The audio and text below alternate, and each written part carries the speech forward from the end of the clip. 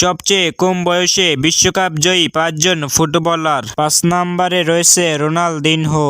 2002 সালে 22 বছর বয়সে ব্রাজিলের হয়ে বিশ্বকাপ জিতেন। পরে হয়ে ওঠেন ফুটবলের জাদুকর।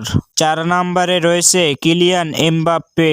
2018-তে 19 বছর বয়সে ফ্রান্সের হয়ে বিশ্বকাপ জিতেন। তিনি ফাইনালে গোল করা ইতিহাসের দ্বিতীয় কনিষ্ঠ খেলোয়াড়। 3 নম্বরে রয়েছে জিউসেপ্পে বারগোমি।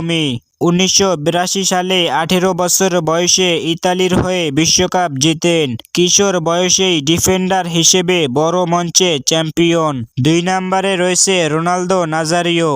1994 সালে 17 বছর বয়সে ব্রাজিলের হয়ে বিশ্বকাপ জিতেন। তিনি জয়ী স্কোয়াডের সদস্য ছিলেন।